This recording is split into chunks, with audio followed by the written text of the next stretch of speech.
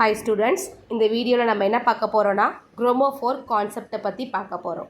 இப்போ முதல்ல ஒரு காம்பவுண்ட் எடுத்துக்கிட்டோன்னா அந்த காம்பவுண்ட் வந்து யூவி ரீஜியனில் உள்ள ரேஸை அப்சார்ப் பண்ண போதில் ஐ மீன் 400 to 800 நானோமீட்டர் ரேஞ்சில் உள்ள லைட்டை அப்சார்ப் பண்ண போதில் அது சம் கலரை எக்ஸ்ப்ரெஸ் பண்ணுது.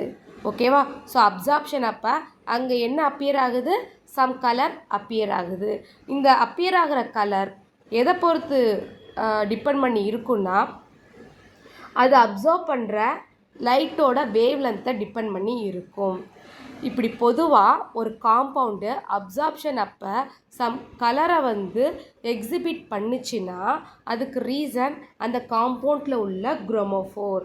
இப்போ எக்ஸாம்பிளுக்கு பார்த்தோன்னா ஒரு காம்பவுண்டில் நைட்ரோ குரூப் இருந்துச்சுன்னா அந்த குரோமோஃபோரால் காம்பவுண்டு அப்சார்ப்ஷன் அப்போ எல்லோ கலரை எமிட் பண்ணும். அதே மாதிரி தான் அரைல் காஞ்சிகேட்டட் அசோ குரூப். இந்த காஞ்சிகேட்டடுக்குரிய மீனிங் வந்து நெக்ஸ்ட் டாப்பிக்கில் பார்க்கலாம். ஸோ இந்த அசோ குரூப் இருக்கும் போதில் அதுவும் சம் கலரை வந்து ஷோ பண்ணுது. ஸோ ஃபைனலாக இந்த குரோமோஃபோருக்கு ஒரு டெஃபினிஷன் கொடுத்துருப்பாங்க அதோட பாண்டிங்கை பொறுத்து. இது என்னதுன்னா ஒரு ஐசோலேட்டட் கோவலண்ட்லி பாண்டட் குரூப். இது என்ன பண்ணுன்னா யூவி ரீஜியனில் உள்ள லைட்டை அப்சார்ப் பண்ணி சம் கேரக்டரிஸ்டிக்ஸனை வந்து ஷோ பண்ணும். ஓகேவா? ஸோ இதுதான் வந்து குரோமோஃபோர். நெக்ஸ்ட் என்ன பார்க்க போகிறோன்னா என்னென்ன டைப் ஆஃப் குரோமோஃபோர் இருக்குது அப்படிங்கிறத பார்க்க போகிறோம். என்னென்னா ஒரு சில குரோமோஃபோர் வந்து அப்சார்ப்ஷன் அப்போ லைட்டை வந்து ஷோ பண்ணும், ஒரு சிலது வந்து லைட்டை எமிட் பண்ணாது. ஓகேவா? அது வந்து நம்ம அட்டாச் பண்ணி அந்த குரோமோஃபோரோட குரூப்பை பொறுத்து. அதுலேயே நிறைய இம்பார்ட்டண்டான குரோமோஃபோர்ஸ் இருக்குது. எத்திலினிக், அசிட்டிலினிக், கார்பனைல்ஸ், ஆசிட்ஸ், ஈஸ்டர்ஸ், நைட்ரைல் குரூப் இதெல்லாமே எக்ஸாம்பிள் ஆஃப் குரோமோஃபோர். இதில் பர்டிகுலராக கார்பனைல் குரூப் தான் வந்து ரொம்ப இம்பார்ட்டண்ட்.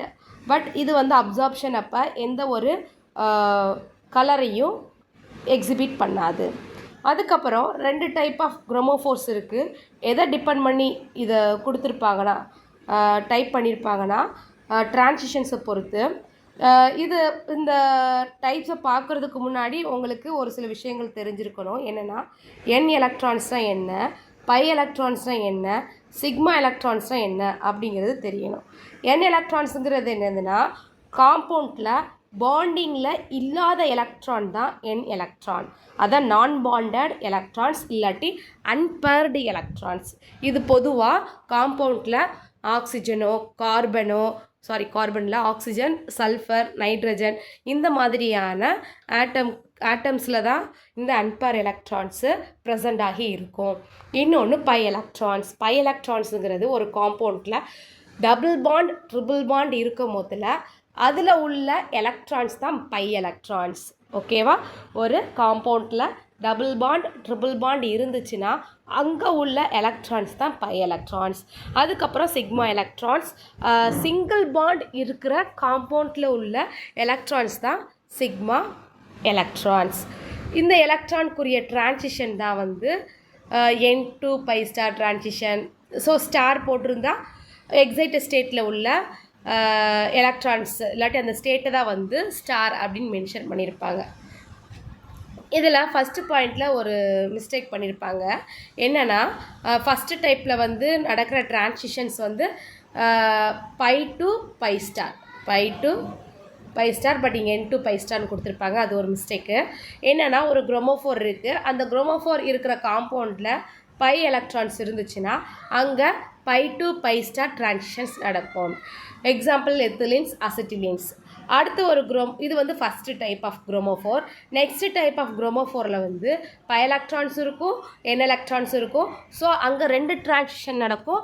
ஒன்று வந்து N2 பை ஸ்டார், இன்னொன்று pi to pi star. So இந்த 2 டிரான்சிஷனும் ஒரு காம்பவுண்டில் நடந்துச்சுன்னா அது செகண்ட் டைப்.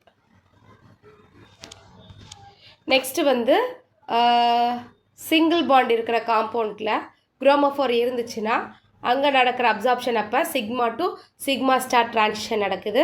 ஸோ இந்த டிரான்சிஷன் அப்சார்ப்ஷன் நடக்கும் போதில் என்ன நடக்கும்? எலக்ட்ரானிக் டிரான்சிஷன் நடக்கும், ப்ளஸ் அந்த டைமில் நமக்கு கலர் எக்ஸிபிட் ஆகும். ஓகேவா? அதுக்கப்புறம் நான் முன்னாடியே சொல்லியிருந்தேன்ல என்பாண்ட் எலக்ட்ரான்ஸ், அது கீழே கொடுத்துருக்காங்க பாருங்கள். அந்த என்பாண்ட் எலக்ட்ரான்ஸ் வந்து சிங்கிள் பாண்டில் இருந்துச்சுன்னா அங்கே நடக்கிற transition N2 sigma star transition. ஓகேவா?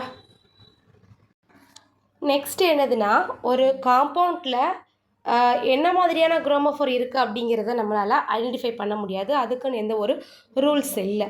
பட் அந்த குரோமோஃபோர் ப்ரெசென்ட் ஆகி இருக்கிறதுனால அப்சார்ப்ஷன் பொசிஷனில் சேஞ்சஸ் இருக்கும், ப்ளஸ் அதோட இன்டென்சிட்டிலேயும் சேஞ்சஸ் இருக்கும். இது எதை டிபெண்ட் பண்ணியிருக்குன்னா நிறைய ஃபேக்டர்ஸை டிபெண்ட் பண்ணி இருக்கும். அதில் ஒரு 4 ஃபேக்டரை மட்டும் உங்களுக்கு கீழே கொடுத்துருப்பாங்க. ஃபஸ்ட்டு பாயிண்ட் என்னென்னா, 2 or 3 காஞ்சிகேட்டட் யூனிட்ஸ் இருந்துச்சுன்னா, காஞ்சிகேட்டட்னா ஒரு காம்பவுண்ட் இருக்குது, CH2 double bond CH single bond CH double bond CH2. So இந்த மாதிரி double bond single bond double bond single பாண்டுன்னு நமக்கு அல்டர்னேட்டிவ் பேட்டர்னில் பாண்ட் இருக்குது பார்த்தீங்களா, இதான் காஞ்சிகேஷன். ஓகேவா? ஸோ காஞ்சிகேஷன்னா பாண்டிங்கை தான் வந்து என்ன, பாண்டிங்கோட பேட்டர்னை தான் காஞ்சிகேஷன் அப்படின்னு சொல்லுவாங்க. ஓகேவா? இப்போ CH2 CHங்கிறது ஒரு பேட்டர்ன், CH2ங்கிறது ஒரு பேட்டர்ன், ரெண்டையும் வந்து பாண்ட் பண்ணுறோமா. ஸோ இங்கே 2 காஞ்சிகேட்டட் யூனிட்ஸ் இருக்குதுன்னு அர்த்தம். ஓகே, ஸோ இதுதான் வந்து காஞ்சிகேட்டட்னா நிறையா மாலிகுல்ஸ் காம்பவுண்டோட நீளம் வந்து அதிகமாக இருந்துச்சுன்னா காஞ்சிகேஷன் அதிகமாக இருக்குதுன்னு அர்த்தம். ஓகேவா? ஸோ காஞ்சிகேட்டட் யூனிட்ஸ் வந்து 2 or 3 இருந்துச்சுன்னா அங்கே வந்து நமக்கு வேவ் லென்த்து அதிகமாக இருக்கும். அப்சார்ப்ஷன் பேண்டோட அந்த வேவ் லென்த்து வந்து 300 மில்லி மைக்ரோமீட்டர்னா, மில்லிங்கிறது 10⁻³ மைக்ரோங்கிறது -6, ஸோ 10⁻⁹ நேனோமீட்டர், 300 நேனோமீட்டரில் இருக்கும். அதுக்கப்புறம் வந்து கார்பனைல் குரூப்பாக இருந்துச்சுன்னா குரோமோஃபோரு நமக்கு அங்கே நடக்கிற ட்ரான்சிஷன் N2 பை ஸ்டார் ட்ரான்சிஷனாக இருக்கும். ஸோ எனக்கு மினிமமான எனர்ஜி தான் தேவைப்படும். மினிமம் எனர்ஜினா வேவ் லென்த்து ஹையாக இருக்கும். ஓகேவா?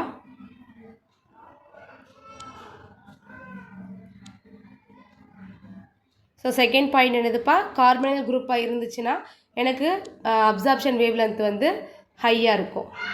அதுக்கப்புறம் என்னதுன்னா,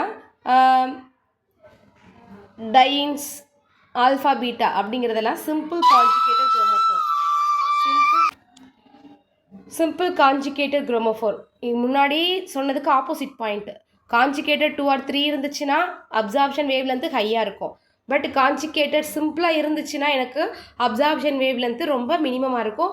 ஏன்னா அதோட எனர்ஜி வந்து மேக்ஸிமம் எனர்ஜியாக இருக்கும், 10,000 to 20,000. ஸோ எனர்ஜி வேல்யூ ஹையாக இருந்துச்சுன்னா அங்கே அப்சார்ப்ஷன் வேவ் லென்த்து ரொம்ப மினிமமாக இருக்கும். ஓகேவா? அதுக்கப்புறம் வந்து அரோமேட்டிக் சிஸ்டமாக இருந்தாலும் எனக்கு அங்கே அப்சார்ப்ஷனுக்குரிய மேக்ஸிமம் எனர்ஜி வேல்யூ 1000 to 10,000 இருக்கும். இந்த மாதிரியான கடைசி 2 பாயிண்டில் வந்து அப்சார்ப்ஷன் வேவ் லென்த்து மினிமமாக இருக்கும். அதே மாதிரி 2 or 3 காஞ்சிகேட்டட் யூனிட்ஸ் இருக்கும் போதுலையோ கார்பனைல் குரூப் இருக்கும் போதுலையோ எனக்கு அப்சார்ப்ஷன் வேவ் லென்த்து ஹையாக இருக்கும். அவ்வளோதான்ப்பா. தேங்க்யூ.